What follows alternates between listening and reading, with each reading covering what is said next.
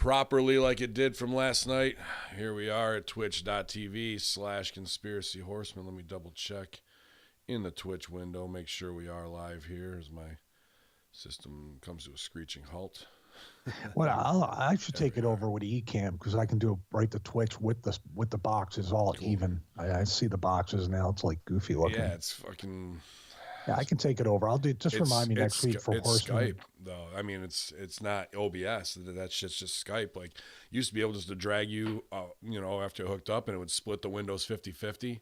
And now we get this dumbass look, whatever the fuck this is. Well, Ecamm will automatically aspect ratio everything. Okay. With that, So I tried it before and it worked pretty decent. Somebody at Skype needs their fucking ass whipped. That's really just what it is. Of like, here's when it was the best. Let's make it more functional and more easy to use instead of like trying to add all this bullshit with floating drops and all this. Fuck you. Why do they blur the background? What the fuck? It's like the worst background.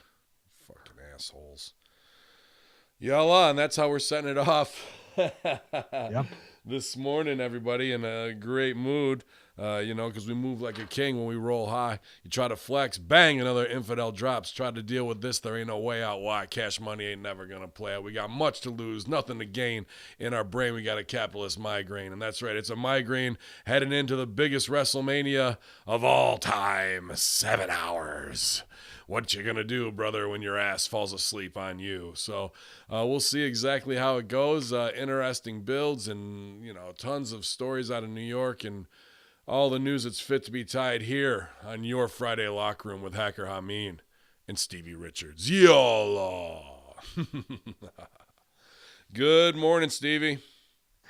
Good morning. I've never been so not hyped for a WrestleMania in my life. We talked about it. You got to get hyped. You got to go Mojo Rawley on these motherfuckers. Get hyped. He's not hyped anymore. He's just looking in the mirror. That's all he's doing. It's funny you bring his name up. It's such serendipity because my wife and I were doing shoulders this morning, and there's this thing called Swiss bars, football bars, whatever you want. Instead of doing the regular straight barbell, they have an angle to them, so your shoulders can be in scaption. It takes a lot of pressure off your wrist and neck and everything, rather than having the barbell like this if you're watching video.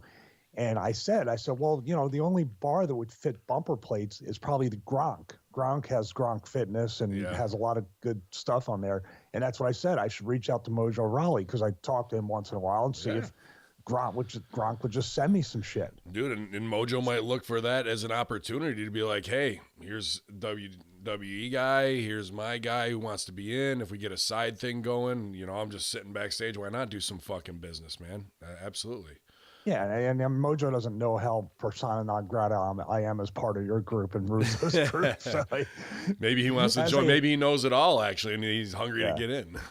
That's true. You know what? I think we joked about it, too. Well, this is wrestling related. As we watch, we still haven't found where Bruce is. He's new fucking Waldo every show we watch. Bruce, but all these people they're rehiring 10 times over, as you said in the messages. Yeah, I really do believe we'll know. Russo especially. Russo's the easy one to figure out, but you and I and other people on a creative end, because they listen to our show, they've made the changes. We've watched it firsthand. Yeah. When they start hiring dead people by mistake, we'll know that we have heat. That's it.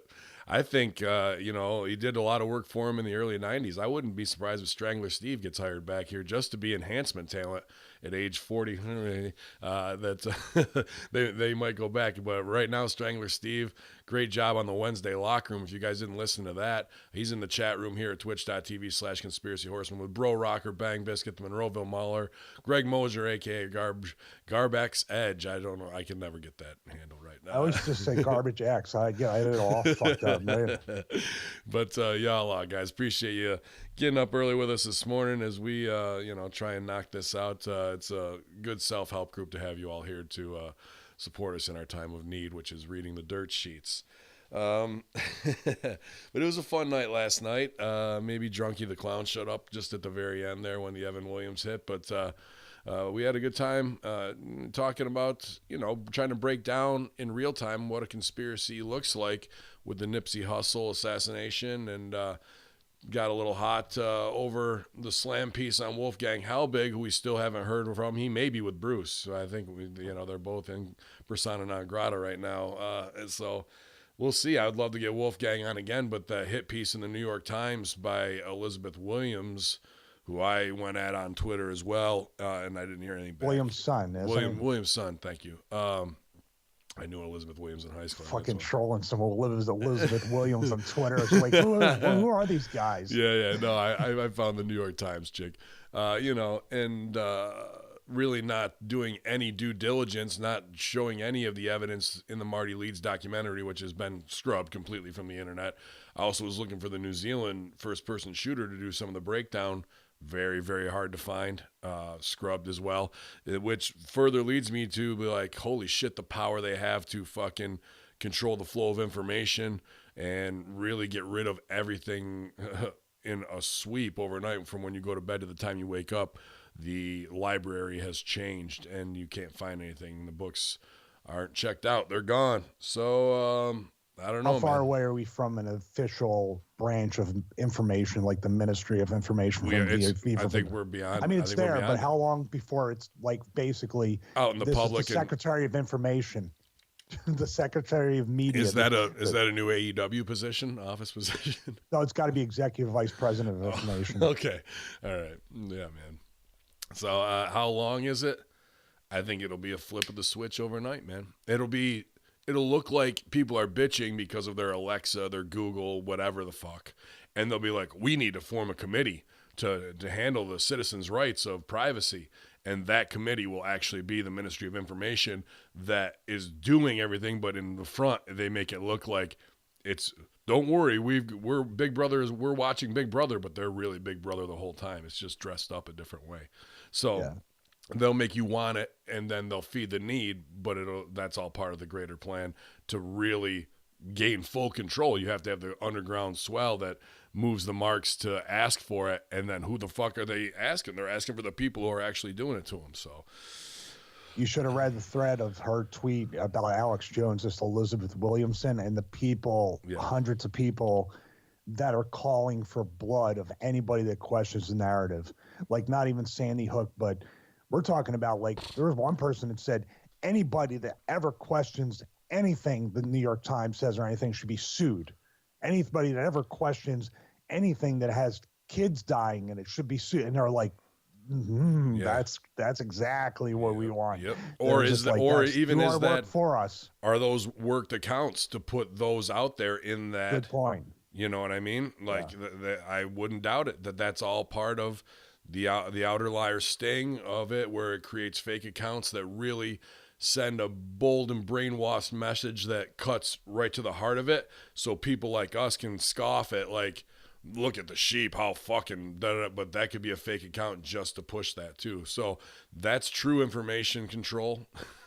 Well, I saw like every fifth or sixth one. What do you think happened to anybody that turned around and tweeted a reply that said something outside of, like, agreeing with her? What do you think happened to those tweets? Oh, muted or kicked out of the thread. This tweet is unavailable. Yeah, they must have been blocked or something happened. Absolutely. Reported. Yeah. Or shadow banned or suspended from Twitter. I reported a Facebook Oneonta Baptist Church thing that they put out about the blood of Christ and all that shit, how it refreshes and lost. I was like, get this fucking shit out of my timeline. Once again, we're on the same wavelength, because I reported the WrestleMania ad on Facebook as inappropriate spam. I'm not fucking, I don't want to see this anymore. It's offensive. Yeah. If they only knew. So fuck you, Zuckerberg and Dorsey. Come on down. You want a tag match? We'll definitely get you in the ring, tune you up real quick, and show you what it's like to be a real man. Stevie, are you ready to man up and dive into these headlines yet, or you got anything else you want to talk about, man, before we do? I think that this will probably be, outside of after the pay-per-view, this will probably be the culmination of the biggest burial of the product. So, like, you know how you have the biggest, this is like the WrestleMania week. This is like our WrestleMania week to bury WrestleMania. Awesome. That makes any this sense. Is our 18-person intergendered mixed. We're the executive vice presidents of truth. Get it made. Dude, I'm making the shirt today. EVP of truth. Yep. Holy shit, promote me. I just want to be associate EVP of senior advising. You'd only make $175,000 as opposed to the $350 that Flip Gordon got for that one show. I'm no Flip Gordon, so fuck it. Let's see here as I move this stupid window out of the way. So many windows open. Thanks everybody this morning. Join us in the chat room. Hope you're having a excellent morning and your boss doesn't catch you as you fuck off on the corporate dollar watching us. Former WWE Divas champion backstage at SmackDown Live. Apparently Maurice was back there. Great. She's part of the roster anyway, so what's the difference? I mean, did they even do Miz and Maurice spot as it was debuting there? I'm not sure. Yeah, it was. They debuted the newest episode of that deal. Okay. The second season. You know, I mean, I don't know, dude. We'll get into this too. And I talked a little bit about this on Russo, and it's just because it's not what I'm involved in. You aren't either in like the 30-something kids club where it's like they whore out all these celebrity kids, you know, Jay-Z's or whoever the fuck, whatever, the chick from No Doubt and all that shit, right? They make hundreds of thousands of dollars on magazine covers and exclusive paparazzi rights and that shit. And now WWE does their own version of it, because like I said, look at how the product's been watered down really since Vince became a grandfather, and you know Shane and Steph and Game all had kids, and it becomes like, oh, let's get in closer with the clique. Why? Because I got little kids, you got little kids. We all hate dealing with 3 to 5-year-olds, but play date, you know what I mean? Just to be like, have that icebreaker, and then it becomes exactly like it was in Hollywood, where now. I'm not saying these people don't love their children or anything like that, because they obviously do. It's apparent on camera, but you're getting over in wrestling because you're playing this parent role to get closer and use your kids to get a show. Whether it's The Miz and her, whether it's Daniel Bryan, you know what I mean, and Bree Mode. And now, I hate to say it, but I'm glad he's home with her and he's getting special time with her. But that's how they tear-jerked you at the end of the Tommaso Ciampa thing that they just put out yesterday, which I believe, I don't know this for fact, but just watching the production on it, I believe that was one of the first pieces my guy, production Jimmy, or from Impact Paradise produced, because I know his eye, and that had a lot of it in there. And boy, that really was a piece that was better than anything I've seen out of a film look to it, a cinematic look than I've seen many things done. Sorry to ramble there, but yeah, that I was like, that's him. I know that's him. So, and he did the Adam Cole Gargano thing. It had the same look, and the filmmakers and the editors liked certain LUTs and certain color grading and certain lenses, and I could tell this is very total nonstop deletion, the type stuff. You know? it's him and Borash probably 100% working side by side. And dude, I think it's the best looking stuff I've seen out of WWE, and the most real that comes through the camera and gets to you as an audience member. They do a lot of speed ramping and slow-mo and sweeping shots and over the shoulder to give you the perspective of the talent. But guess what? It's too good. Goodbye. Yeah. Goodbye. Getting back to the kid stuff and the reality stuff. This is whether it's for good or bad reasons, it's always going to be looked at from workers who look at it as exploitation. It's exploitation. It's all anything is when you're trying to get any character across. You're trying to exploit some kind of emotion. This is no different than when, somebody tries to help the Stephanie Hunter thing, the Connor's Cure, all that stuff. You can still do the same amount of work, but when you take that minute, DDP Yoga does it too. Hey, I'm going to help you, but call over our camera crew. We got to get this on film. Yeah. Well, what was interesting, and I hate to put this over because I buried her hard last night on Twitter because she put out some shit tweet where they're trying to get her heat back, but they fucked themselves so hard on Instagram, Rusev and Lana, where she's like, this is CJ, hey, Lana from WWE, and this is blah, blah, blah. And he's like, yeah, da, da, da. It's like, we got an announcement where they're going to announce that they're doing some comic book together. But she goes, Rusev's pregnant. Like, they're kind of ribbing on that to me too. That sent my antenna up of like, there's animosity in the locker room where people are like, oh, you want to fucking hang with McMahon's? Usos and Naomi, have a kid. You want to fucking do it? And, you want to get to the upper level? You got to be in the kids club now. Like, it feels like there might be a little of that backstage off of things that I've seen. I just laugh because dude, I don't know these fucking people anymore, because this used to be, don't have a kid. Yeah. Give me all your life, do all this stuff. Maybe, I don't know. But, you know, it's like I said before, don't let them know you bought a house. Don't let them know you bought any major purchase, because what they're going to do is they're going to say you need the money, so we're going to kind of starve you. It's the opposite of what you think. Like, hey, this guy's got a ton of debt. They want to work hard. Don't be loyal. But now if you have a kid, guess what? You're all ours. It feels like the kryptonite, though, to them. It feels like we're immune to heat because we have a cute baby human shield. Look at our baby, and no one's gonna go, get that fucking baby out of here. They've got to sell for it. You know what I mean? Like, can't you see? Like Steph isn't gonna go, like, we got work to do. She's gonna, oh, and then everybody sees you fucking getting closer to Steph and the kid.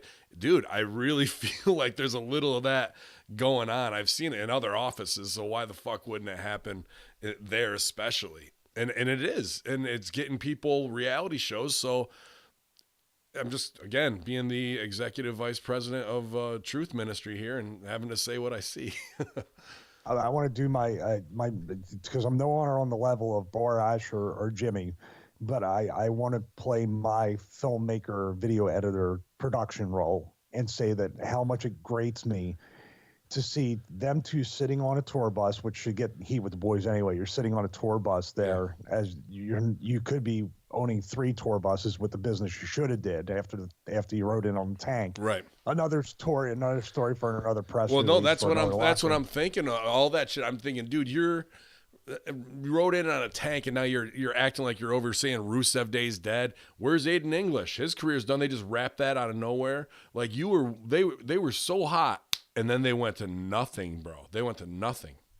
Well, and they might have bitched backstage about her wanting to be part of the deal, her wanting to be this, her in his ear, and then he said something like, "All right, fine, you want that, you got it." And knowing that it's not ever going to recapture either one of the gimmicks that were over. But getting back to the video, I'm just watching this going, man, I spend so much time trying to do B-roll, multicam, good audio, and this has none of it, and they have over 400,000 views. Yeah, fuck you. And then that's what I put. The in girl, messages. Did you? I said 381,000 views. Fuck you. She tweeted out yesterday this shit. You didn't stand behind Rusev, and now we don't care for WrestleMania. All this shit after, like, she got her accent back when she did that. It wasn't a video, but it was like written. It was written in Lana speak, and I just fucking retweeted. I go, "This is a feeble attempt to try and get your heat back after you pay after lack of dedication to character development. Pathetic, you know." And it is, dude. Like, the only way you save it is if she's legitimately got multiple personality disorder. Could be. It's the only way you save it. It's but just he looks so they're so disrespectful to the business, dude. Well, I don't give. Well, that's the thing too. Like, is it a gimmick to where she acts like she's all happy to be doing a video, and he looks completely disinterested in anything that's going on, and that's supposed to make me want to watch? And I mean, I'm sure listen. I'm sure he's probably like us, want our wives or whatever, and we're just kind of like, it's never caught. Triple H did it on Access. I saw a video where Stephanie's doing the tour, and he just keeps looking away like, God, can this fucking end already? How about when she's doing the fucking the old school rap in the fucking car, and he's just got to drive and fucking take it. He just wants to listen to fucking Ace of Spades or some shit, you know? Yeah, but that's what I mean. Rusev is probably a decent enough guy, but on camera, it's like, I've had to listen to her 4 hours before we even recorded this, and now, like, I just want to be over. I'm not gonna bury him like he's an asshole because I don't know him, but decent enough guy, I'm sure. But that decent enough guy, especially to the height that he rose in this business, should know and be able to when to tell his wife, "Hey, shut up. Now's my time. I'm about to be world champion, and I'm gonna pay off my heat, and I'm gonna get to the top so we can be set for life." Instead They crapped all over the fucking work. They didn't play the politics, obviously, the right way. And now here we are, supposed to be believing going into WrestleMania, where 2 hours ago on Instagram, they cut an out-of-character promo. And on Twitter, now I try and do some shit. Fuck that. Fuck you. It's pretty amazing, too, because you figure, I'll just make this last point, that I was in that company and I would never, it's the whole thing about even dating or marrying somebody you're working with and you're traveling with and all that stuff. Yeah. It's a recipe. It should be a recipe for disaster. It always has been. On top of that, like, I was alone. Like, I felt like there was nobody on my side that I could trust that could listen to me to at least vent or do anything. You have somebody there now. It should be easier in a way, because now you have some perspective and someone who actually, if you want to take advantage of it, they're in the same company. They can tell you what it really sounds like, kind of looks like from an outside perspective, rather than you getting mind fucked. Yeah, you got somebody to conspire with. Yeah, you got somebody to conspire with. They did bad business for each other, absolutely. I think that Total Divas show is what really fucked them over, her being exposed on that. They should call it like Nobody's a Babyface. That's the new name of that show. Like, nobody's likable. Judge me. Matt Hardy claims he and Jeff are ready for another table, ladders, and chairs match. Scott Dawson responds. Matt Hardy recently took to social media to reveal that both himself and Jeff Hardy are physically ready to have one more TLC match before they retire. The Hardy Boys, who helped create the legendary TLC stipulation, are ready for another, according to Matt, who had made a surprise return to the ring earlier this year, stating that they are ready for another TLC war. The news was responded to by one half of the Revival, Scott Dawson, who simply stated, "They are ready when the Hardys are," teasing a future match. Pass the torch for Hardcore, them going out one more. Somebody talked them into it. Again, here's guys who got over with character, got more over, really, in my opinion, than they ever were. More entertaining, and were far different and didn't have to do shit to wrestle. And now here they are at the end of their career, and the way they're going to go out is breaking their fucking backs and necks instead of longevity and being able to do something that could carry them 4 or 5 more years character-based. We're back to them wearing shit from Hot Topics in 1999 going, oh, and putting their fucking hands in the air like guns. It's terrible to me. I agree. They're much better than that. And I worry about them because both of them are friends, and I worry about them because it's that one more ladder match thing could be one too many. That's it. Matt, who's overcome a lot of issues. You see when he walks around, he kind of has the jiggy hips or whatever. He calls it something, but he has a lot of problems. He had a lot of injuries. He had, I think, some internal issues with his digestive system at one time. That's why his stomach grew. Now he's in the best shape of his life. Take advantage of that and just ride that out. And I absolutely agree. That can never be recaptured as well. I don't care if you have Borash and Jimmy producing it. It's already, the genie's out of the bottle. They can't recreate the broken universe anymore because he's already done a character where he's going in and out of that, exposing that it's just an act rather than saying he's lost his mind and he never comes out of it. Right. All the magic. And Jeff, his brother Nero, Jeff friggin' shined in that too and reinvented himself and got over, because you thought he would just go to the back, but he had that character and with that talk show, they're just fucking off, dude, and getting over. That's what it's supposed to be. Yep. And Elias could have that. Other guys could have that too. But then again, that's the big politics hurdle of Production Jimmy and Borash are producing great things for NXT, where they really outline that ladder stuff. They showed the Gargano Ciampa when he blew his ACL and still goes and does the ladder spot and takes the big bumps, and you're like, holy fuck, and they could be showing a lot more of that. Even the Hardys, it doesn't need to be broken universe. It's the opportunity to reinvent yourself again. Shit, if we came up with that, what's an evolution that we can do down the road here? And if they don't want to do an Impact character, fine. We're fucking smart enough. We showed that we can act. That's just another role. We just got to create something as creative. People are going to be into it. But there's no there's no want to do that, and there's just no, it's laziness, not just on their part, because I'm sure Matt has 100 great ideas, and Jeff too, but to get it over, that's just is that the hill you want to die on in the battle of it all, or do you want to ride out, do a one TLC match, do something in Saudi Arabia, and make $3 million? That's really what it is. Like, fuck it, I'm not going to bat for this. I don't have it in me anymore. Let's just do these matches and make some money. That's what I think. I think they're just riding out whatever extension they have their contract or whatever they reassigned. Matt, I give it to him because I'd be the same way.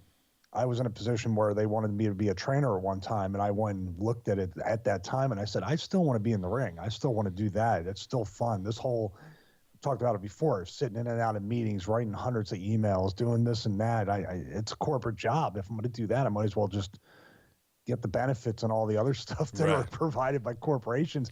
He was an agent when he was recovering from the injuries. And I'm sure he looked around. And he was just like, man, why am I back here trying to teach these guys how to be better when I can just go out and do it better than them anyway? That's a crew I want to go to AEW to have the fucking shackles taken off and just say, you guys got 6 minutes every week, whatever you want to do creatively. Now, does Matt own the Broken thing now? If he does, no, it's Impact's. They still own it. They were going to let to use it, but I haven't seen any of it on the network or on fucking, when they were using it. I know that. No, I just mean the actual character. Oh, that I don't know. If I think Matt owns it again, then if they go to AEW and they just let them do whatever they want, just give it time. The fans will get behind it just because they know they ruined it in WWE. So they'll get behind it out of spite to make sure it gets over.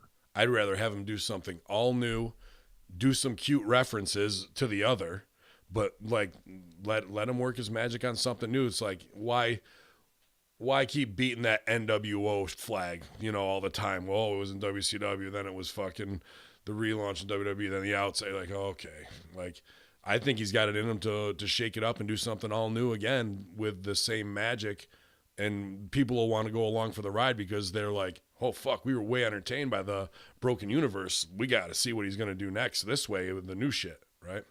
Yeah. So, like, I like Ricky Gervais on a lot of different shows, and he plays a lot of great characters. I'll tune in just for that kind of shit. Sin Cara comments on his lack of WrestleMania opportunities during his WWE career. He took to Twitter to post a lengthy message about WrestleMania opportunities he's been given.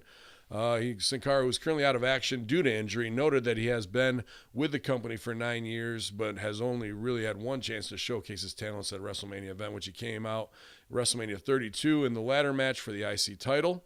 He's been given other opportunities, but all of those, 30, 31, 33, and 34, came on kickoff shows as he participated in the Andre the Giant Memorial Battle Royal. Sin Cara, Battle Royal. Sin Cara, who expected to be returning from knee surgery in the near future, has been training at the Performance Center.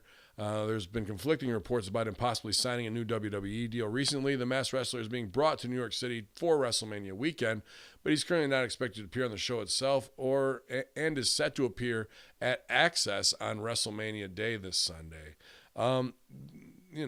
Sin Cara got a lot to do to even come close to building him to be a viable property again after it. Obviously a great wrestler. But what sticks out to me in the story, it says here, I'll just read it. 1 week away from WrestleMania 35. Hard to think that 9 years ago, I've been with WWE and only once been able to showcase my talent on the biggest stage of them all. I know that my purpose in life is greater than anything I can achieve as a professional wrestler, but no matter what people say or think, I know I'm one of the best in my profession. Unfortunately, my success has not been dependent on me. I'm just a small piece of the big machine. Many times I've heard people say, work harder and the brass ring will be yours. We all know the truth to that. I have no regrets, nor would I change anything I've been through in my personal and professional life because it has made me who I am today. Adversity will come out, but will never again give up on my dreams. One day I will be a champion. I think there's a static order for people to cut promos on the company and put them online. This is like the fourth or fifth one I've seen in the last 2 weeks, and based off the Becky Lynch shit of being like, fuck it, go off and talk about your career. And like, this is how many of these speeches of my sacrifice, I know I can offer more. We just saw Luke Harper almost post an identical thing. But it's becoming white noise. Right. There's nothing special about it anymore. All. It's participation tweets now, not just like the participation trophies. You got to be really a special kind of fucking pissed off though, in reality, because I talked about it on Russo. It used to be, and by the way, it is a shitty battle royal. I don't care on a kickoff show. No fucking wrestler wants to be on the kickoff show. I don't give a fuck. You want to be on the pay-per-view in an angle in a title match, making the money, because it used to mean more money. No wrestler under contract maybe, but me and Papadon would be on the kickoff show. Fuck that. I'd be on the kickoff show, but I would do something to pop you guys. I wouldn't give a fuck. It's a throwaway. Right. You know, go punch that security guard lady in the face. Well, but you guys, if that was repeated over, like with me and with Sin Cara for years after years after years, and you're working hard and you're getting better shape, and you never get an arrest, a DUI, a fucking drug suspension, and you just see everybody just who gets those things just keep passing you by. And, you can argue too. Like said, this is the Sin Cara that was Hunico, right? Hunico? I believe so. This isn't the original one, obviously. No. This is the guy that was in the Mexican guys. Yeah. They came out on the Cholo bicycle and that shit, right? Yeah. So this is at our Sin Cara. I can see what he's saying, but I mean, he hasn't been Sin Cara for 9 years there. It's just hard to say. Plus, I know those production meetings, and you know how it is. We got Rey Mysterio and we got Andrade. So what do we need another Mexican on the show for? Exactly. If he goes down, then maybe we'll bring him up to fill in. But there's no reason to do it now. We got to get this girls' business over.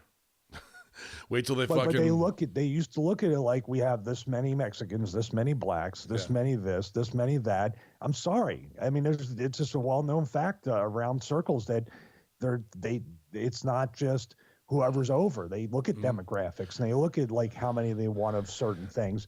I'm talking about going back to the shitty battle royal that I was in year after year. But you don't want that. And when you say I'm going out for WrestleMania week, it's the most torturous week if you're not involved. You're just sitting back looking around and you end up losing money because you don't get the pay-per-view payoff. Now, with the network, everybody could be paid. That's another thing John Oliver could have brought up. They go out here and they don't get their hotel paid for. They don't get this paid for. And that's another thing right there. You got to pay for we talked about it last week, I think. They're getting stingier and stingier with, bringing families in or helping the families have accommodations. So now you got to pay, especially if you're fucking Samoan who's got 50 or 100 people coming in.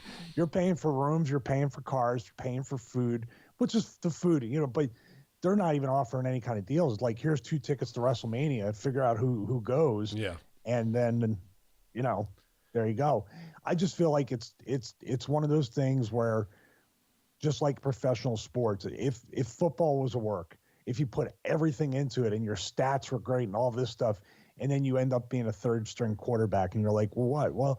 Well, this guy, the GM likes him because, he brought him up from the AAF or from college football, but he's not as good, but he likes him. So we're just going to push him and present him and say his yards, even though he's thinking and dunking with screen passes and passing to Odell Beckham Jr., who's not scoring at 95 yards, we're going to give him the 95-yard pass. Like, we want to shine him because we thought so. I'm just saying, that's the frustration because your body has only one chance to make this money. I've been very blessed to be able to extend that, but most guys aren't going to be able to. Ciampa's fucking hurt right now. He didn't even get a chance to make money. Yeah, do you think you think he's all done, man?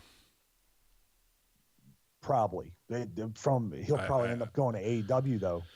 Yeah, I agree. He might, if they can't use him and they don't want to take a chance with his neck, he'll just go to Ring of Honor or AEW. Yeah, but in the same time, I feel there's some guys who'd be like, it sucks. My story wasn't written. I didn't get to be WWE champion. Seeing Tommaso from the time we came up at OVW, 2006, skinny dude to the jacked monster he is now. NXT helped really make NXT a legendary brand. Got over to WWE and then unfortunately gets hurt going into here. I think his story is one of complete success and overcoming from the DIY, the indies, the drive.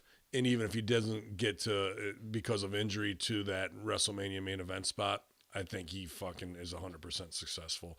Well, the thing that kills me with Luke Harper's thing and with this with Sin Cara, and that it is an executive order, the terrible one we had to read from fucking Dana Brooke, is you now have an opportunity or an open gate to shake some shit up. And you're writing the same shit because in the locker room, somebody goes, oh, did you see that shit he posted? It got fucking 600,000 views and 120,000 retweets. Oh, I better write my fucking gimmick how I'm pissed off too. Instead of going, there's a giant caravan of Mexicans or Hondurans or whatever coming through Mexico, and that's the hot button storyline. Why don't I fucking use that to say they're trying to keep me back? We're about to break the wall down there, and I'm breaking the wall down here. No more. I think I'm the best wrestler. Mexico puts out the best wrestlers, and there's nobody on the WWE roster that could hang with me, Andrade, or Ray. And try and do something and create a little movement of heat instead of being the fifth person in line to do your fucking sob story, how great of a wrestler you are, but you're passed over. You know what I mean? Like, what do we always say? Ask for forgiveness, not permission. Well, that's the number one. It's the bubble. Yeah. It's the bubble of being on the road with the wrestling or being in the wrestling bubble, like Vince says. Number two, that's harder to dispel. Like that'll gain too much traction for their liking. No, if you just say, hey, I'm not used right, and I'm this and that, and I need an opportunity, and be like, oh, cool, cool story. But if you say, hey, just like these Hondurans that are coming through and trying to break through the wall, I'm trying to break through the wall. Hey, Ray and Andrade, why don't we start our own little fucking gang? Exactly, dude. Why don't we start a gang? Because you know what? Kofi might be right about Vince and plant that seed. Like, why not? Oh shit, he's racist. Why? And you know, do the fake wrestling real angle of how I feel racism of Baron Corbin beat Rey Mysterio. Get the fuck out of here. Where you're like, wink, wink, wrestling's fake, and the big white guy has to go over. You know, like put the small screws to him.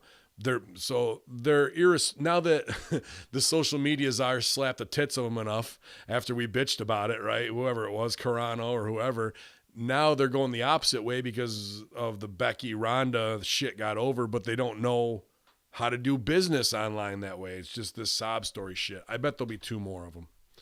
Latest update on the status of Lars Sullivan.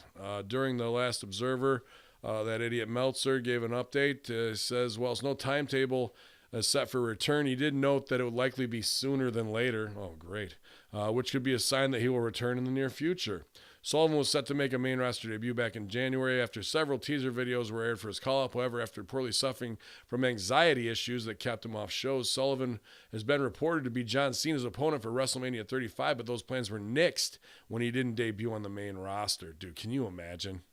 You're going to fucking debut, get the push to the moon, get Cena at Mania, and you're shitting your britches over it. During the latest media call, Triple H, the Game, was asked about the status of Sullivan. Game said, it's one of those situations where you just have to wait and see. There's much more to come, but you just have to wait and see.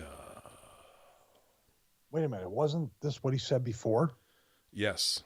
Exactly what he said before. And this is a current tweet? Yes, this is they said the media call. That could be old from the media call. That's exactly what he said, to wait and see. Then they may be pulling that from the original thing.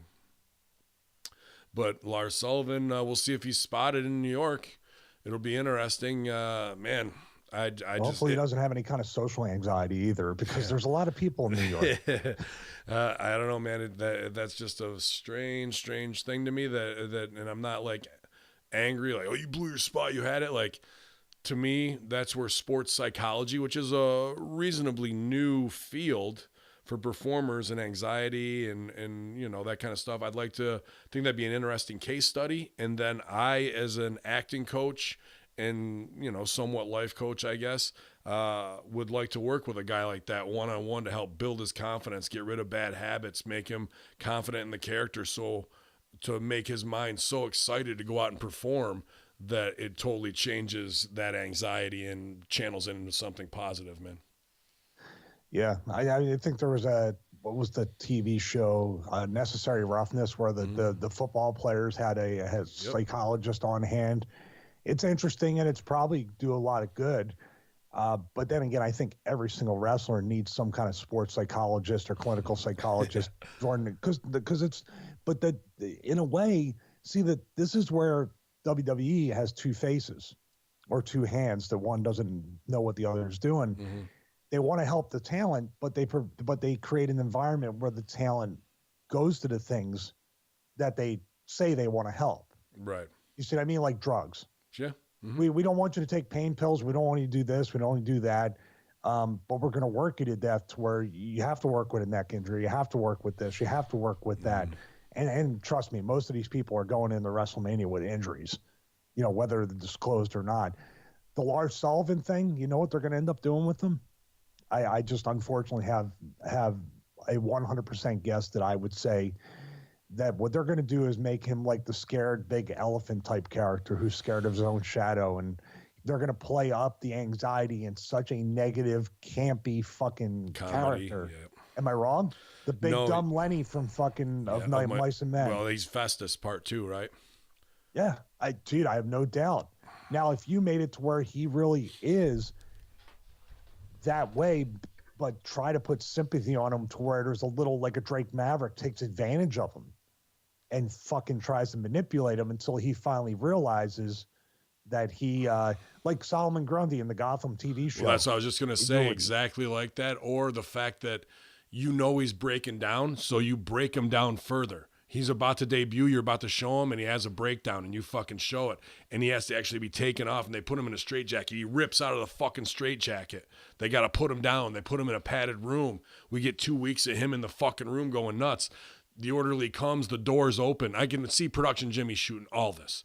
Fucking the door's open, and he's fucking escaped. Where's he headed? Oh, he's headed for Great Balls of Fire. That's where he's going to debut. You know, like, and he fucking comes out, and he's got a torn up straight jacket on. He just comes in and fucking starts laying people down. Like, that's the right way to salvage it and make him an even bigger monster than you wanted to debut him as, using the truth of what happened to some degree as a catalyst. But you're absolutely right. They're going to make him fucking scared of everything, do some little Jimmy shit, little Johnny or whatever they did with Heidenreich. Like, it's they just don't have it in them to turn something bad into something great. There are no mistakes. Everything's a gift. Even if it's frustrating there, how are you going to turn that into an opportunity? But what they're going to do is, because what they're going to do deep down, they had plans for him. In their mind, he fucked up their plans. So now he must be punished. Yep. He must be taught. But we care about our performers. A lesson. A lesson. Now stay tuned for this. Speaking of lessons, let me jump in with this story real quick. See if I can bring it up on the El Phonico. Yeah, man, I got hit up last night by Gilbert Corsi, who is a big part of OVW's executive board and producer and news guy in Louisville. And he asked me to put it to WrestleZone, so I sent it to Pro Wrestling. Let's see. My wife says she wanted to smother me for snoring last night and kill me in my sleep, so that's nice. Text. Where the fuck is this one from Gilbert? All right, here we go. Press conference, Saturday, April 6th. OVW starts at 8:30 a.m. I'm sure they'll be streaming it live from the WrestleCon. But here's the big news is that they are opening and becoming the first wrestling accredited university for wrestling trade school. So you can actually get student loans and to go to OVW and pursue your dream. And it's not just going to be for in ring learning with Rip and Al and everybody they bring in there. It's actually going to be the marketing side, the social media side, the acting side, the production side, the getting deals done. So it's going to be kind of a breakout Full Sail type university, NXT possibly partnership, and no Stooge Report, nothing written in stone, man, but that's got a lot of my name kind of written all over it to possibly be successful there. So your wife loves Louisville. Yeah, and we've been looking to go back, and I just applied for some jobs at the distilleries there too. So sometimes you feel the stars aligning, And you never know. But regardless, that is groundbreaking in wrestling. And, to stooge that off here on the Friday Locker Room. And hopefully you'll see it on the sheets. But tune in on Saturday morning. I'm sure on all the OVW channels they'll be streaming it live. That's huge. I talked to Al. We were out there for Rocky Mountain Pro, and he discussed it with me. We went out to lunch in between the 6-hour seminar that I ribbed him into doing. But he's very excited, and I'm telling you right now, it's a lot of hard work. It's a lot of hard work just to run a wrestling school and then run live to tape TV. It's not edited down or pre-taped in a lot of ways. It's live to tape every week that he does. And he has a lot of different, things to juggle. And this is just one of those things. He was working with the boxing commission. He's working with boxing promotions. Mm-hmm. He's working with another sports thing. And now they have OVW video on demand. You can basically get every episode of OVW TV on demand, which I recommend any indie worker or people in WWE too to subscribe to that every month and do that. I think it's like $4 or $5 a month. You need to. This is the thing too. I talked about it. We did a Q&A, and I said, this is the thing that everybody should be looking at themselves and saying, how can I do better? That's pretty fucking inspirational. Instead of just, because how the boys shit on other stuff and it's only because of this and that and it's only, dude. Let me tell you what. You can say anything about the wrestling school or the wrestling promotion. To become a state accredited school where you can get loans, grants, and actually be recognized when you go outside of wrestling. Say if you have production or commentary or broadcast or logistics or promotion or marketing or social media, you get the skills there and you come out of that with a certificate or a degree or whatever they're going to do the validate time there. You get a real fucking job. So this thing is more forward thinking than even WWE, who's not state accredited, by the way, with the Performance Center in Florida. Full Sail is, but they're not. So he's done one thing that WWE has not done. And also at the same time, I said, even at 47, I was like, man, I'd love to go down there for a little bit and learn broadcasting and learn commentary and learn some of the production aspects of that, just because I can do that for another 30 years, if I'm alive that long. And it's just incredible that if you go to this school before you even step into a WWE or Impact or AEW or New Japan ring, that you are already set up. God forbid if you're a Ciampa that has an injury or anybody that has anything, or if you just choose to say, hey man, this is too much. I'm going to switch over and shift over to this part of the business. And then you're tired of the business. You can go, I'd like to work at ESPN. I'd like to try out for the NFL Network. I want to do some radio. All those skills are there for you. Right. And I know I'm ranting and it's but this is much bigger. You understand. It's not even about becoming a wrestler. It's the fact that Production Jimmy, perfect example. I mean, we were doing this, but it was structured in the fact that how bad do you want it? What are you going to take ownership at OVW? Now we're going to have possible, and I'm going to talk to Al about core curriculum building of what it is for different tracks. Are you a performance-based person? Are you a marketing business person who wants to become a promoter and has to know all the fucking sides to get the deal done? Do you want to do all of that? There can be different, checks of what's going to be the best thing for you in your life going forward. And now, Production Jimmy came in as a kamikaze kid with Chris Silvio, who was just out at Rocky Mountain too, with Bob Evans, and did a great seminar for Matt Yaden and those guys too. And it's, taking all of those skills that you learn there and applying them. Paradise probably will never make it to WWE TV. It's a character very similar to Dalton Castles in that respect. And I think they want Dalton, and Jimmy's on the production side. So you're not going to try and get yourself over from production as a performer in WWE. It just doesn't happen that way. But he's taking all of those skills that he took from OVW, doing the DVD covers, some of the best DVD covers ever he did that were far different from the static graphic design that we had, applies that, shoots the TV show after I leave, and develops a real keen eye in the way he wants things done, takes that and gets a job at Impact, goes from the backup guy at Impact, running cables and carrying the camera around, to being a top producer. And now here he is in WWE. Now structure that in a college format to prepare you every step of the way instead of just being a hungry dude who really wants to accomplish the dream. That's an incredible curriculum right there. That's a 2-year, maybe even 4-year course if you really spread it out.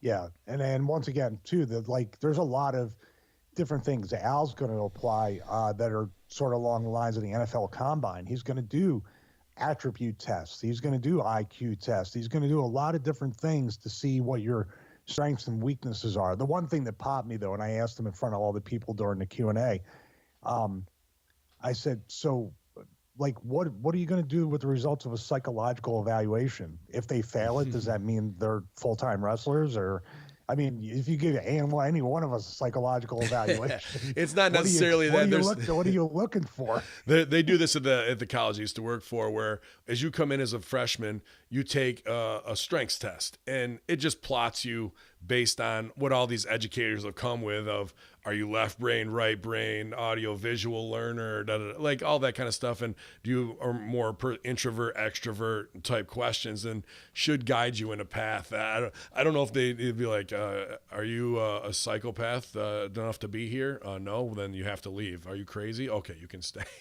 That's pretty much have to be the opposite. Somebody who's staying on the scene is coming back is RVD.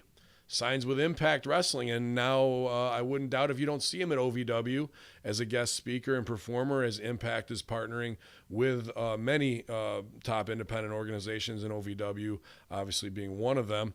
Impact Wrestling has officially confirmed that the former TNA World Heavyweight Champion, WWE Champion, ECW Champion Rob Van Dam has signed a new contract and will be making his return to the promotion. Van Dam was already advertised for Thursday night's United We Stand pay-per-view in Rahway, New Jersey, as part of the Extreme Dream match.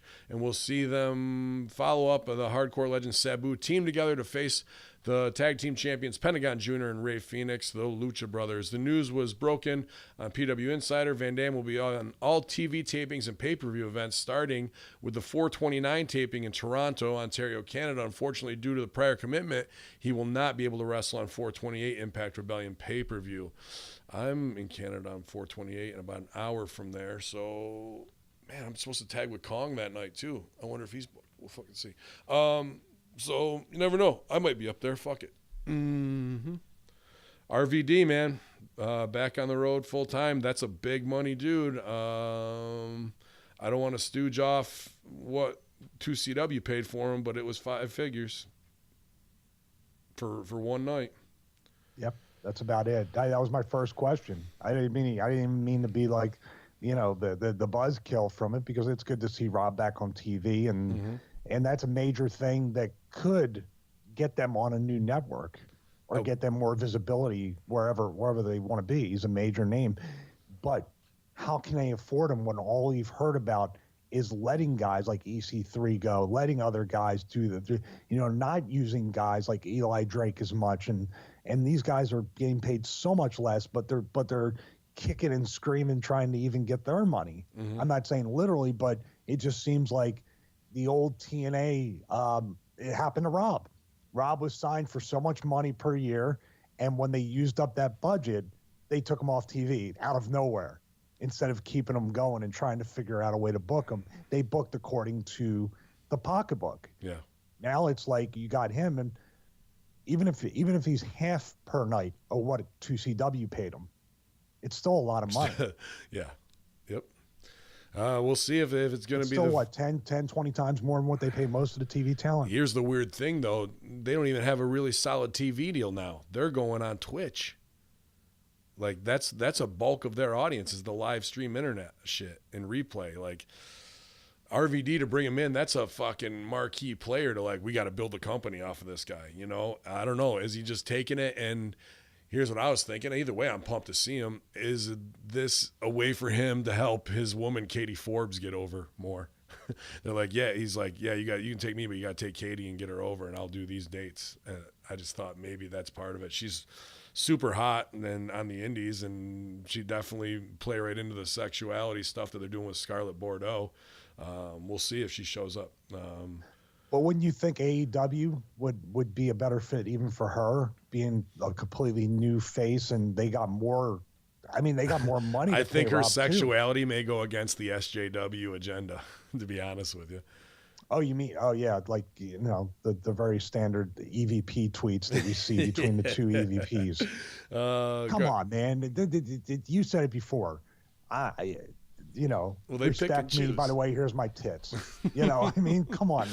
First order of business. We've got some new tit shots and ass shots from a balcony. Are we going to be able to capitalize off this and put these out there? And what should our response be in retweets? Well, man, this is a tough one here, guys. Are you talking about one of those meetings they're not having?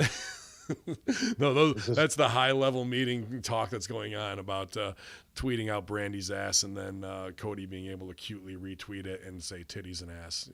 Classic. Maybe I'm showing my age with this. Maybe I'm showing my age. I said it to you guys, and I asked my wife, like, what if I was? First of all, she's not on Twitter, but I see a lot of couples that are tweeting each other sitting next to each other instead of having the actual conversation. And also, I don't know, I guess I consider my marriage just like you consider yours. We talk about it, but it's not like we don't exploit any of it. It's just our thing. But when you're going back and forth and he's tweeting she's tweeting her ass saying something to him and he's retweeting it or quoting it and he's saying something and then she's saying you're cut off again. And then every fucking, what do you call the people at the conventions that never touch the titty? Oh, tape trader masturbators. Yeah. Team Never Touched a Titty Club. Yeah, but then they're on the thread saying all this stuff like they actually have an idea what it's like to have a fucking, like, a real woman. Yeah.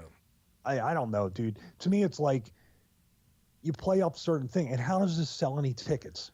Stevie, why don't you take pictures of your wife's ass and show them on Twitter for all the world to ogle at? Why don't you do that?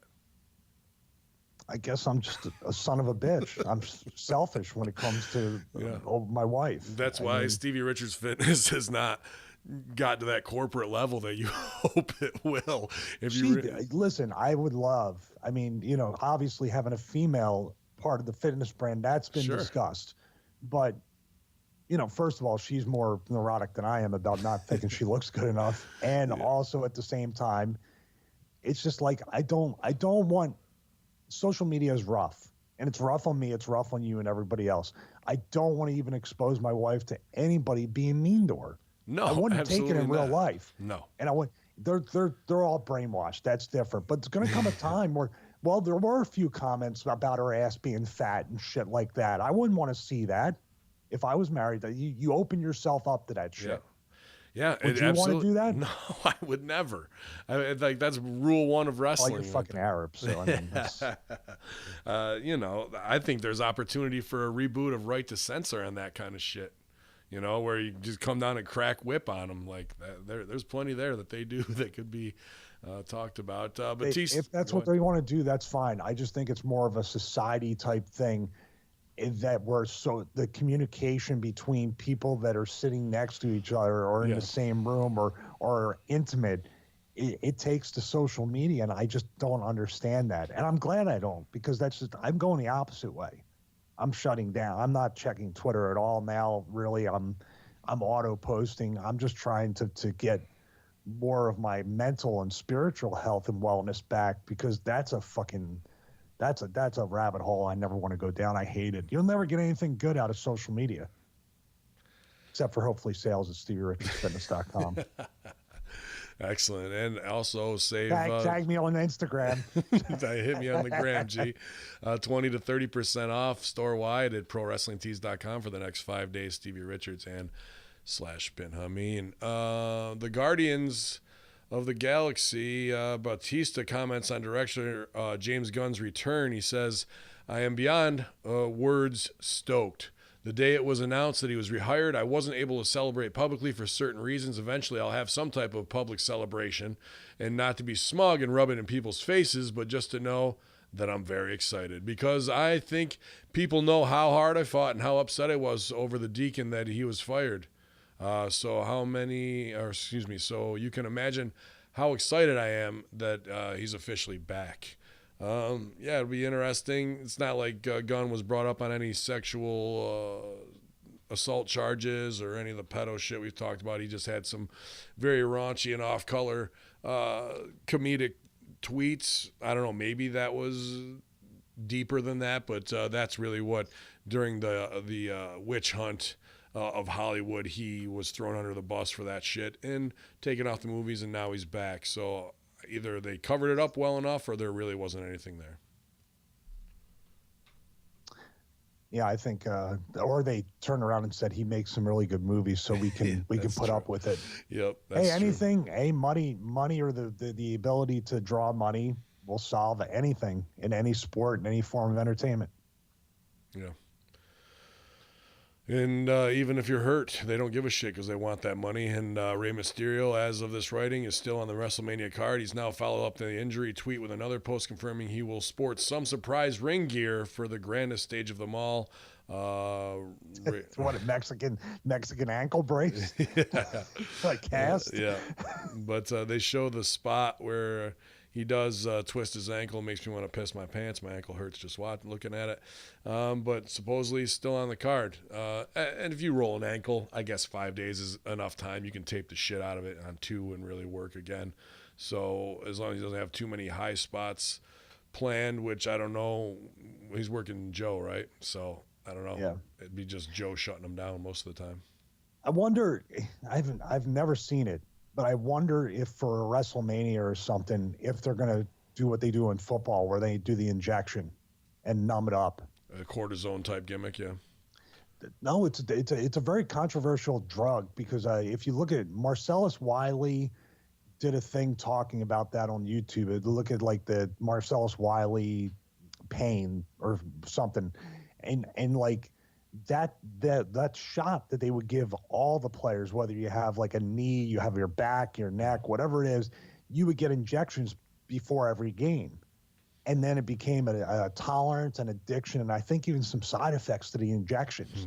So I've never seen it before, but I mean, personally, if I was in that much pain, that would be the one time throughout the year I would say, give me the injection. Yeah. So at least I can do something, and then afterwards, just figure it out. Yeah, we'll figure it out next week. Let's just get because Bray Wyatt rolled. This is another thing. Bray Wyatt rolled his ankle against Taker in rehearsals that day. So much can go wrong. It's such a freak. Remember, he couldn't really work the match that night. I mean, it's heartbreaking, but that would be one instance where, yeah, just give me the injection. Give me something to get through this. I'm not going to be high. It's just numbing the area, right. And you tape the hell out of it, and you can kind of go. Yep. That fat lip feeling, but in your ankle, definitely. Well, it's the worst. The worst feeling is with a leg injury, especially, is when I take the steps. What's going to happen? Yeah. Before you and you're just. That's why the Becky Lynch cell is just so interesting. That's a fucking case study on its own. I need a psychologist after seeing that for a few weeks. It was rugged. Breaking: Jim Ross, Justin Roberts, and more signed with an AEW. Can I back up for a second? Yeah, quick? Go ahead. They worked these fucking guys and girls to death between Rumble and Mania. This should have happened more often. This freak thing. Ray didn't need to be in a match. You needed to anticipate him being in the match Sunday. This match did nothing. And also, the heel went over clean, which fucked him up even more for Sunday with the title match. Not to mention that the babyface got heat on the heel afterwards. So you didn't even remember the match because you saw Angle with the ankle lock on him. So why would you fly? Like I always say, why would you fly an international flight to go next door? Yeah. Why it's only the last thing they're going to remember. Corbin and fucking put the ankle lock on him, if that's what you really wanted. Yep. That's what he really wants. That's what Batista really, really wants. Look at this contract on my jacket. AEW has finally revealed their broadcast team less than 2 months before the fledgling promotion is set to make their pay-per-view debut at the MGM Garden Grand Arena in Las Vegas. Jim Ross and Justin Roberts will be handling all the mic work. Cody Rhodes says JR is the greatest of all time as well. In addition to Ross, All Elite Wrestling has signed former ring announcer Justin Roberts as well as the interview queen Alicia Atout. who will be providing backstage interviews. Alex Marvez, who has assisted with AEW rallies in Jacksonville and Vegas and who has decades of experience as radio talent covering sports, has also signed, in addition to the voice of the co-owner of Pro Wrestling Guerrilla, Excalibur. So shaping up, their team that way. I hope Timmy Baltimore gets another spot. It was, great of Cody to give him that spot on the first AEW show, really going back to our OVW time together. Timmy has had a rough time, with surgeries, neck fusions, year after year after year, and he's part Terminator now, I think. But still, in my opinion, best voice in the biz since Joey Styles to call a match, as far as I'm concerned. I like it better than JR. So I hope Timmy Baltimore, if his health permits, gets a couple more spots too, man. Yeah, I agree. That's the main question I was going to ask. What flying and being in a hotel and being exposed to certain things that could bring back whatever mysterious string of illnesses are hitting him. I couldn't even imagine. His thing is just insane. Yeah, man. I mean, I'm not even talking about one instance. This is like a lifetime of him. Yeah, with him going through all this stuff. In a car accident when he was a little kid. Wasn't expected to live then. Corrective surgeries, spinal surgeries, neck fusions, arm, nerve stuff, then whatever infections that can go along with that. And to be able to keep going and live through it all, man, and still be just an awesome dude all the way around, not completely hating the world and still out there performing. Hey, man, that's inspirational to me. Absolutely. Yeah, I used to tell him to listen to the Horsemen. He'll hate the world after a couple episodes. Oh, he can hate the world. He can hate the world. That's what I love about him. Well, let's talk about the announcer thing, and especially what I find really strange, little Easter egg in there, is you have a backstage interviewer. Mm-hmm. So if you have a backstage interviewer, then aren't you going to have to write TV? Yeah. Well, that'll just. I'm just asking if you're just going to have hey, we're going to have. Like you have to have a format that's written out for the segments and the show. This is something early on. Maybe they've changed it where they're not going to have TV. They're not going to need TV writers. I kind of like that though. What if it is as simple as you're going to get 30 seconds or you're going to get a minute before your match? Each of you are going to get your promo shown. We're going to commercial. We're coming back. Entrances, match, and then we follow you up the ramp, and you go straight through Gorilla, and there's no hand claps and good job, how did I do? You go right to the backstage interview, and you cut a 30-second promo while you're blown up about your business, about what just happened, and then boom, off it goes. And that's just that could just be a format thing for every match. That'd be interesting. I doubt that's what they're going to do. They're going to want to play the old wrestler and here's the chick and da-da-da. But, they have an opportunity there. Yeah, but didn't you say before that I didn't like it personally either, that they would just interview the guy right after the match, like Seth Rollins is half blown up. You can't. That's also, unless you're trying to tell the story. Yeah. And they'll have to switch it. They'll have to flip that switch. Yeah, they can make it as simple or as complicated as they want, but if they don't have a TV writer or someone in there to guide, like we talk about with where's Bruce? That first show, the show went by 3 hours, was pretty quick. Yeah, one show between WrestleMania and New Year's that happened. But that can happen in AEW. If it's formatted incorrectly where the flow of the show, the psychology of the show is completely wrong, that 1 hour, I assume it's going to be 1 hour, is going to feel like 3. Yeah. That's the problem. That's why and if JR can kind of help with that, but is he going to really be able to? He's got to adjust, and he's going through a bunch of stuff after. I mean, he said it before, man. He's a widower. He doesn't want to be sitting at home getting paid. No. So I'm glad he got the job to do something, to go and be busy and not be in his house all alone. Totally. But he still needs to kind of adjust to the talent, get to know the talent, do all this other stuff. I don't think he's going to turn around and say, oh, by the way, the TV needs he needs to concentrate on what he does best. Mm-hmm. Everybody does. I don't think multitasking at first is a smart idea for this new company. I don't think so either. And they put out that poster of everybody on there and half ribbed in the Hameen Media discussion group. there isn't anybody over 6 feet tall. Hangman Page clocks in at 6 foot, tallest guy on the roster. So you're saying I could choke slam? Dude, I could bring the choke slam back to AEW. You're the new 911. Dude, I used to be the small. Dude, I remember, and I'd say it all the time. It's so fucking funny to me. I remember when they literally pulled me aside talking about Vince and Stephanie, and I don't know if JR was there, but somebody else, and they were like talking about how they love me as a talent and everything. But how can I be believable? I was too small to be Intercontinental Champion when I was there. Yeah. Because they considered, they told me, it's a big fuck you too. Make mind fuck. We considered putting the IC belt on you, but seriously, we need a certain size and a certain look to carry that belt, which Christian, by the way, was IC champion. Yeah. I'm twice the size of him. Sean. So, no, Sean was a pretty big guy for Intercontinental. He was 235. Okay. And could do a lot more than me. So, I mean, I'm not nowhere near the league of Shawn Michaels. So that's different. But when you got, I mean, the biggest Intercontinental champion they've had is still half the size of me. Right. The biggest one. Well, maybe Zack Ryder.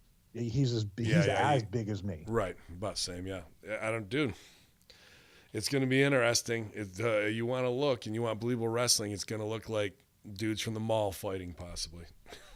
the Abercrombie Well, you battle. have great athletes that can all do their thing, and they all have their characters. They all do the same thing. They all do this. They all do the same thing. That's what I was about to say. Yeah. Their characters are kind of aligned along the line of the same cat. It's like the company has a gimmick and that's it, and then it's just across the board. Right. These are all the guys underneath that AEW gimmick. Yeah, I think that's a perfect way to put it. Actually, the gimmicks on the company, not the dudes. WWE Hall of Famer Greg the Hammer Valentine was recently interviewed by App.com to promote the professional wrestling documentary 350 Days, which they've been hitting me up, and I didn't do my due diligence, but I believe that's coming to Netflix, guys, here very soon. They were great with us earlier on in the year when they had the one-night premiere across the country. So get ready, guys. 350 Days is the documentary coming out soon. Valentine, though, explained why he isn't happy with kayfabe being ignored today and wanted fans to believe that what he was doing inside the ring was real during his heyday. Here are some highlights. Kayfabe essentially being ignored. He says, "I'm not okay with it because I busted my butt trying to make everything believable," said Valentine. "Now they think it's all a show. I know guys still work really hard and stuff like that, but when you tip your hat towards the convention and say it's planned and who's going to win or lose, that ruins it as far as I'm concerned. Why would you have to tip your hat to something like that? You know, wanting fans to believe what he did in the ring. He says, when I was wrestling, I wanted them to believe everything that I did in the ring. That's why I worked solid. That's why I hit my guys hard. That's why I let them hit me hard. It was a different concept back then." The Hammer. You ever work with Greg Valentine? I did not. Never did. But after hearing that, I'm glad. Hit me hard. I think what he's talking about is when Greg Valentine is talking about hitting guys hard, he's talking about like Regal hits people hard, a forearm to your back, a punch to your stomach. That's what I do too, man. I do the same shit. A stomp on your chest. You're really hitting hard in safe places. Don't misconstrue that with kicking people in the back of the head and doing that's. I would dare say, Greg's and his pace, you'll never blow up. They used to say like it takes him 15 to 20 minutes to get warmed up, which was a great gimmick but you couldn't do it. Now it's like 7. One of his matches is like an entire TV show now. Yeah. You know what I mean? For that. He's right. I mean, I think the whole thing of, trying to let the fans be too much of a part of it and say, hey, by the way, this is all inclusive wrestling and we want to let you in on the secret and all that. That's what killed it. That's why guys like Greg Valentine, if you put him in the middle of the ring with AEW, he would still look like the biggest star. Yeah. I'm just saying, that's a guy that can hardly move and looks every bit of travel worn as anybody, but him standing there like, dude, that's a fucking man. Yeah, exactly. That's to do with grip strength, and doesn't even know what the fuck a Hot Topics is. He never been in one. He just stand in the ring. You fucking feed for some clotheslines. He drops the elbow on you one time, turn, spin, figure 4. It's all over. That's it. He'd be the most over one on the show. If he was at All In, yep. He would be like, holy shit, that's great. Because we remember when they were larger than life. And he's still just a big guy. Yeah. He looks like a fucking pro wrestler. And that's what that's business. Like, you bring a guy like that in to back up somebody and say, who's in his corner? Greg the Hammer Valentine. Holy shit. The fucking dude goes over, slaps Greg Valentine in the face, loses, and then Greg comes in and gets his shit on him post-match. Crowd goes nuts.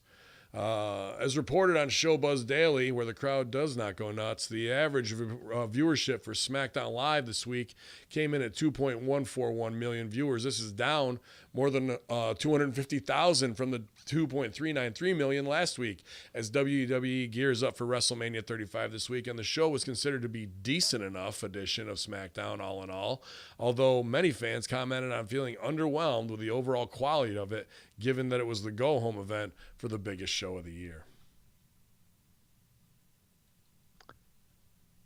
Wow. I was listening to the Wednesday Locker Room, and I know I had to kind of go at devil's advocate with Russo on the Kofi thing. I thought his promo, he dropped the ball completely and got lost, and the guys on the Wednesday Locker Room, Strangler, said the same thing. He just was searching for words and going back. I saw you then. I did it like he just didn't know where he was after doing stone-faced silence. Like, you got to cut through all the bullshit with a truth or one line or 4 words or something symbolic, and instead I just felt like it was a botched spot to me. But Russo liked it. I don't know. Well, because the bar, you heard the critique in that article. Decent enough. Yeah. Good enough. Yeah. The bar set so low. If you show a little bit of emotion, or if you don't sound, he didn't sound scripted. Yeah. So the bar set so low, no matter what the delivery or being lost or anything like that. Yeah. He could have, less would have been more there. And the fact, I don't even like when the fans were chanting, he turned and looked at them and acknowledged them. He should have never took his eyes off them. And that should be somebody producing them saying, dude, once you lock eyes, I don't care if the fans fucking, like start lighting themselves on fire in the crowd. You don't pay attention to them. Yep. You look straight at him. And then you design and produce it to where the risk is reduced. Like I said, you play Daniel Bryan's Yes move, and you play all that stuff on the Titantron, and you say, you see that? That's me this year, and I'm going to win that at WrestleMania. It's over. Yep. And just stare down, and it's over. That's it. If you want your sign point and all that shit that usually is corny, that was the time, the final sign point that was going to mean something, and didn't have to say fuck all. You know what I mean? True. It could have been anything less than what they did. Yep. That the segment didn't need to be 10 minutes. It didn't need to be a whole lot of stuff. By the way, in the chat room, I got to put it over for the AEW. I guess one of the shows or one of the next pay-per-views, the Food Court Rumble. Oh, I think it's strong. I like that. Who will win the Sabaros world title? Hot topic on a poll. Fucking God. But yeah, winner gets their T-shirt in the front. Dude, this is. Are they going to blame? All right, you can't blame the John Oliver thing, but maybe they can. Oh, John Oliver fucked it up. Why not? We'll get it back, dude. What are they saying? What are they saying from Tuesday night or Wednesday morning to now? Looking at that rating, what if the rating for Monday and Tuesday? What if the rating for Monday is decent, and then Tuesday it drops back down? What if the rating on Monday after WrestleMania is actually lower than the Monday before? Oof. I'm just saying, you can. It won't be. That's why on my tweet I put, when I tweeted back to Paul after he said, I don't know if you checked that out, but Heyman put over NXT sellout, Mania sellout, Raw sellout, thanks for the house, Brock, and shit like that. And I go, well, here's for 2 weeks afterwards. And I sent him the tweet, apologize, dive, repeat shirt, the Hameen's Tarp Emporium, and the rare sellout. So, Well, these people, okay, that's a false positive. You know why? Right. Because everyone's in town that weekend. Right, yeah. Because you have a stadium for 80,000 people. You don't think you can fill up a 15,000 seat arena, by the way, which I think what they're doing, at least for Monday and Tuesday, is offering combo. Like you can buy tickets for both nights, right? Right. And they're all in the same building. The Friday night is, I think, the Hall of Fame's in that arena too. Mm-hmm. So you can, I don't know if this is a fact, but maybe there's a package. Buy TakeOver, buy the Hall of Fame, by Monday, by Tuesday, or different combinations. Of course. I mean, you're talking about less than 1/4. You're talking about 1/5, 1/6 of what's going to be at MetLife. Mm-hmm. You don't, and they're from all over the world. That's total false positive because they're going to hijack the show. It's going to be red hot. They don't know what's going to happen. Everyone's going to mark for Kofi. Okay, cool. What happens in 2 weeks after you go and do the Buffalo run or whatever they're doing next, coming out of Mania? And then where would they be next? Maybe Ohio, and Ohio's back down, or maybe they're going straight to the West Coast and it's down. Well, of course, yeah. Like I said, of course you're going to draw four sellouts or whatever, however many sellouts in a weekend in the same exact spot right there when there's a population of over 8 billion people in the world that you have the potential to fill these buildings up with. And by the way, I think MetLife is still going to be 10, 20,000 papered. Yeah.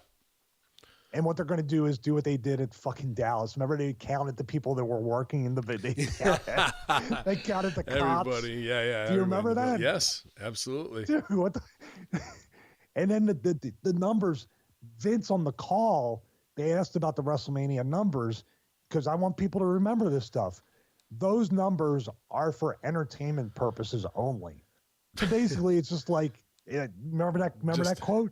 Yeah, you might as well just hype it instead of be like 74,000 attending, 74,691 attending WrestleMania, and just saying other numbers and like 2.2 million cars in this state, 5.3 million people in the city. Yeah. It's like, I remember the Bash at the Beach. He probably just got around to watching that when they said 100,000 people on the beach, and it was like fucking 3,000 people. Like, you can't fit 100,000. No, I meant all beaches on the coast. All beaches in the world now.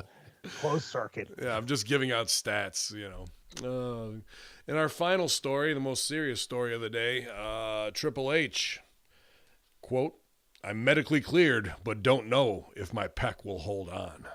As Triple H prepares for his no-holds-barred match against Batista at WrestleMania 35, the superstar is hoping his recovering pec will hold on during the match. After tearing the muscle during a tag team match in Saudi Arabia last October, Triple Game wasn't sure if he'd be able to wrestle on the upcoming show. In an interview with ESPN ahead of WrestleMania 35, Triple H mentioned that while he didn't think he was going to wrestle much after October, he quickly found himself lined up to take on Batista. And that's found himself like somebody told him.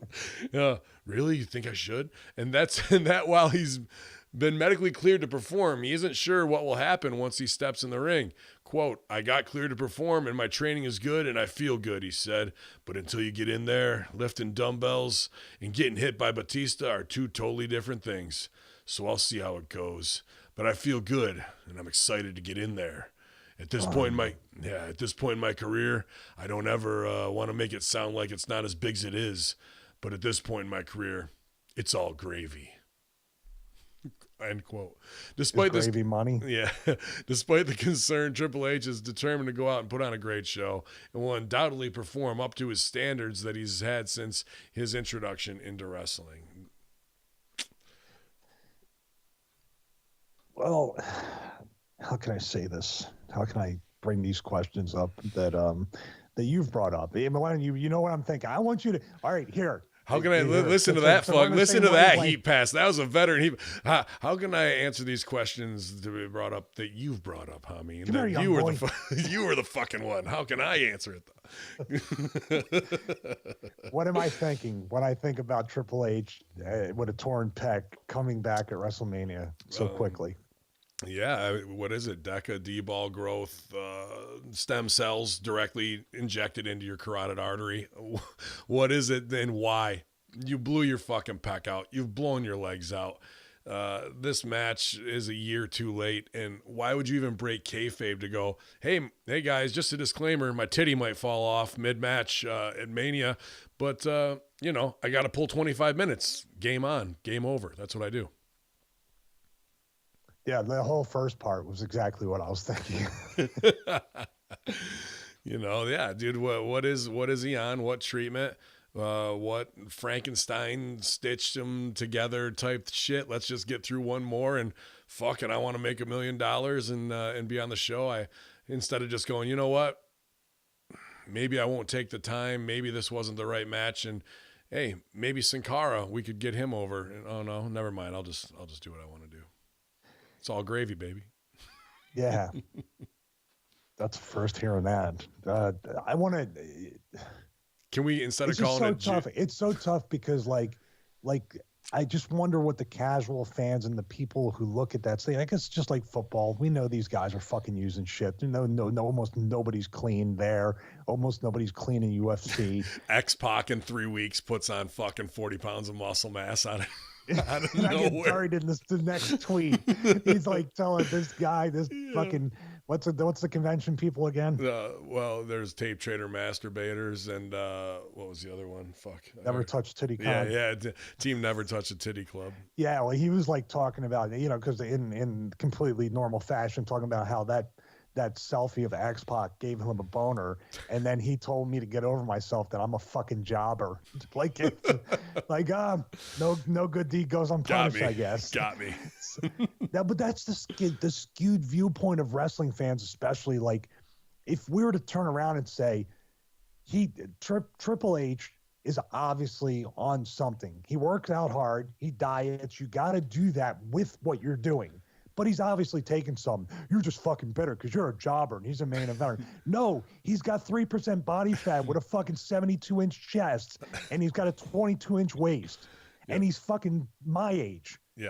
And he blows his quad out every other year, and he's tore his tech. It's tech.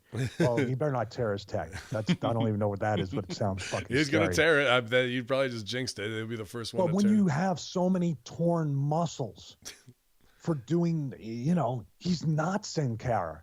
Yeah. He fucking tears his fucking quad. Your muscles are being torn because you took tons of fucking growth during your heyday, and now you're smaller and your frame doesn't fit it anymore. Of course they're stretched and loosened. They just don't fucking like, oh, let's tighten all back up again. Well, the thing is, then technically what it is, your muscles grow so big and so fast that the ligaments and the tendons can't support it. And that's what tears a lot of times on people.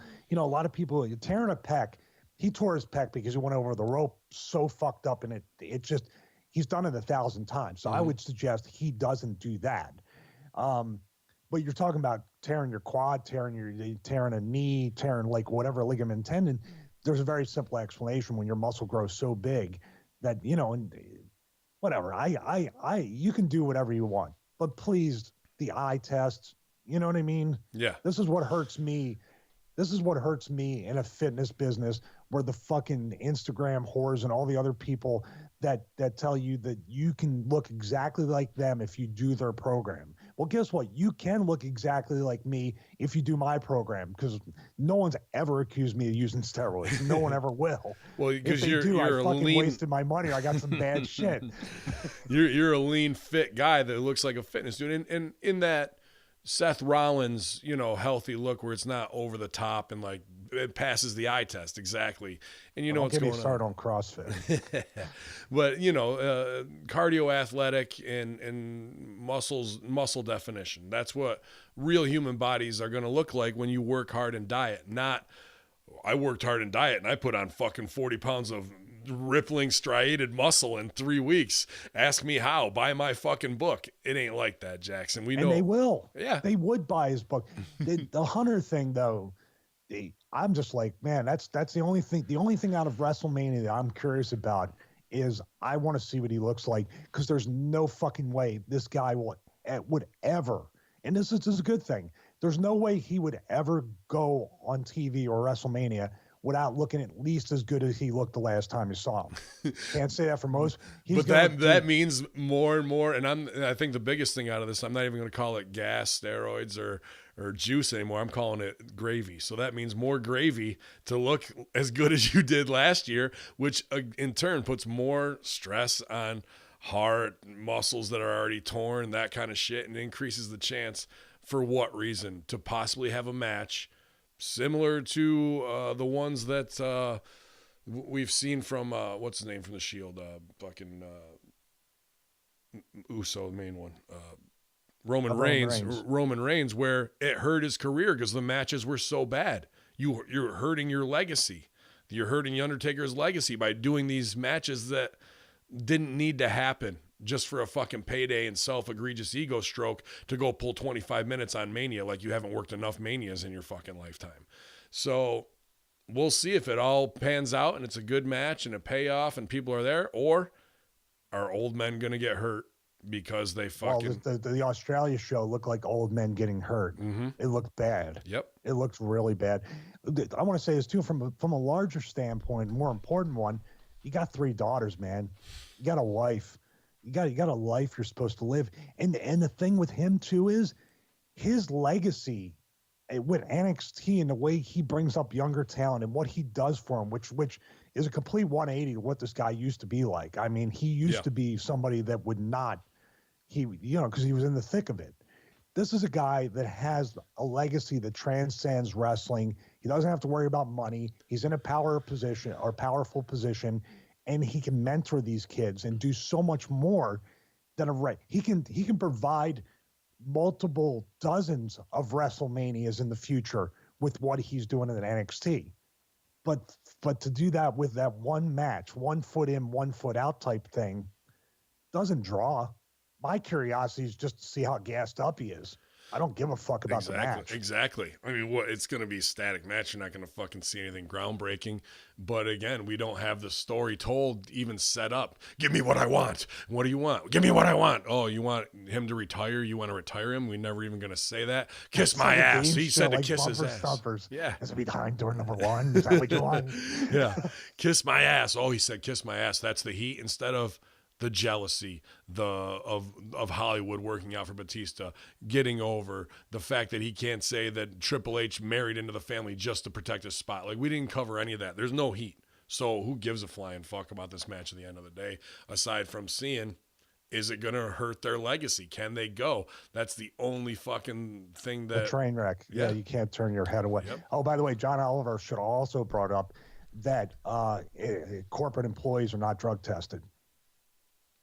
That's interesting. Yeah, I feel the John Oliver piece at this point, with what was left out, it was maybe an inside piece sanctioned in place by WWE so they could take some heat going into WrestleMania. No such thing as bad press. No one can stomp on them for something else. If this piece already came out and it's kind of controlled opposition, to shit on them a little bit, it didn't hurt too much. It had people talking more WrestleMania wise, even got the haters talking.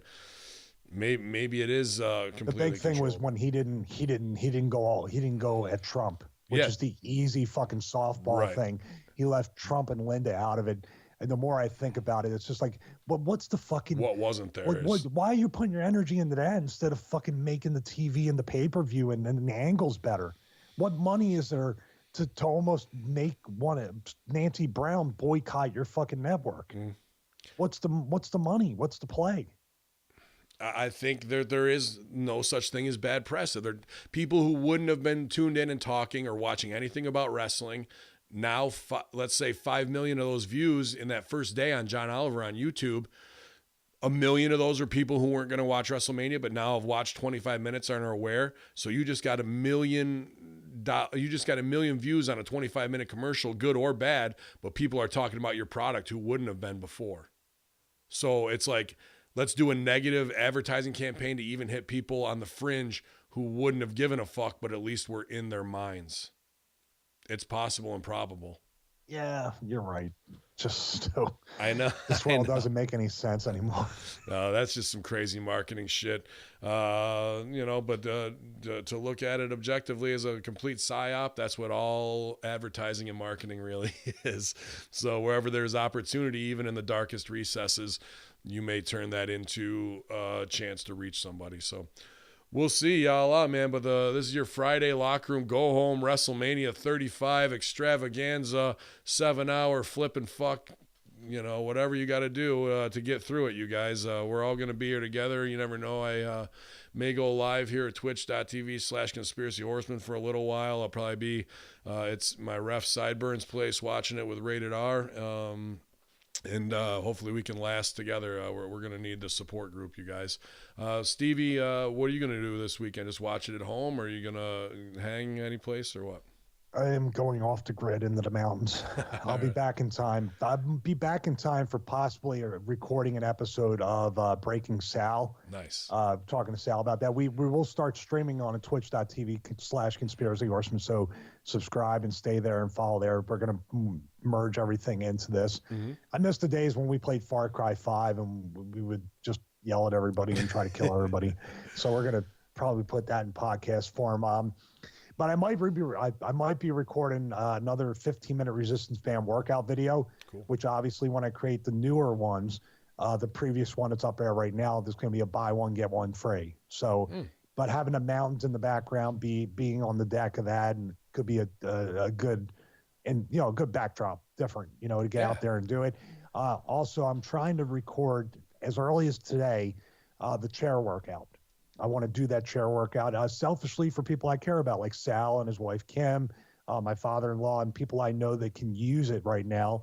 But I'm going to see how it's produced, how it's done, and definitely put a version of that up in the store soon. Nice. Once again, be at the same price as the 15-minute resistance band video. There'll be lots of bonuses, all chair-based stuff. So look for that. And also we have the 12 and 16-week resistance band training programs. If you go to StevieRichardsFitness.com, you can check those out. Pro wrestling tees for both of us. The sales going on throughout WrestleMania weekend. Mm-hmm. Don't give money to their fucking network. They're already billionaires. Buy our shirts.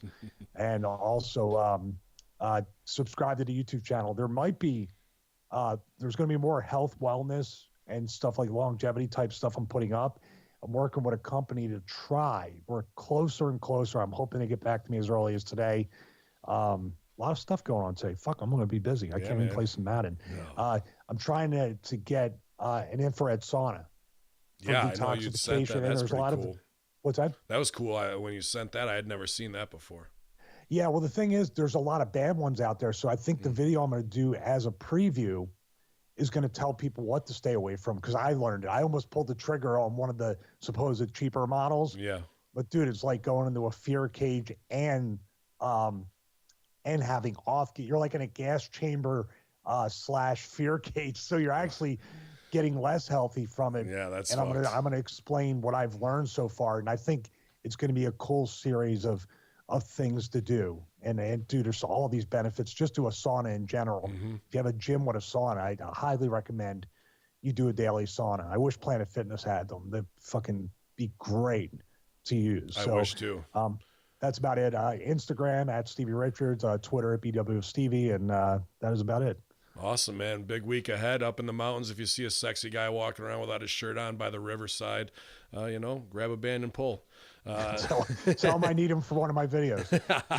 One thing I was going to say, just because so many of my family is suffering from it right now in the comeback, maybe a specific video for sciatic nerve pain. That might be something to work with Dr. Janda on, just for like 4 or 5 exercises. I know when I first started bumping, I had bad sciatic pinch and I had to go through physical therapy. And really the only thing that gets rid of it is 4 or 5-minute sessions a day, morning, noon, night, before you go to bed, where you got to do 4 or 5 exercises. I think that could be a good additional little side thing for SRF as well. I'm going to send you something because my buddy Jeff Cavalier from Athlete X, okay, I do these for I got the lower back, the compression, and some sciatica.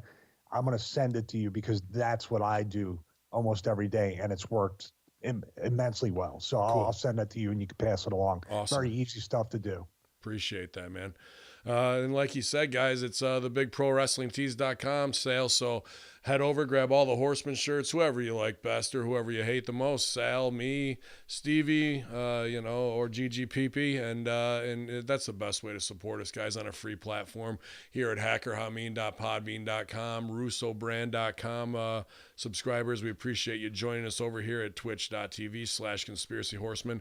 I just wanted to plug again, and this is Friday. Hopefully things go off tonight very well. Billy Ray Valentine should be hosting Max Egan versus James Fetzer at 10 p.m. Eastern in a debate about the New Zealand shooting, where Fetzer claims there is some CGI that he has discovered and put over there, and Max Egan disputed that. It got a little heated, and Billy Ray Valentine said, hey, I'll put the referee shirt on, and I got neutral ground for you guys. So please, if there's new subscribers who join us, or you can put that out for Friday night, you know, there may be some people who don't know the Hameen code. So as strong soldiers, let's make sure we abide to it, so we can grow this thing together and use that synergy to build the platform, get truth out, keep you guys entertained with free shows all week long as we do from the locker room. Bellows stuff with his new Cancel This podcast, the politics stuff is really great. Breaking Sal, we're excited about everything that's going on here, you guys, and want to do more and more. Oh, the new Force Order, if you guys are Star Wars fans, spread that around. GGP's new show talking Star Wars as it just continues to grow, that franchise. I think he's on the ground floor of something great there, and it's something that he really loves. So appreciate everybody out there. Enjoy WrestleMania with your bros, hoes, whoever the fuck you're watching it with. Get through it together, get through it safe, and, crack some Evan Williams, roll one up, whatever you guys like to do, and we'll have a good time online participating at bin_Hameen, at Hacker Hameen on Instagram, at BWO Stevie on Twitter, even though he stopped checking infidels. We'll be around. Stevie, have a great weekend, buddy. Thanks as always. You too. YOLO!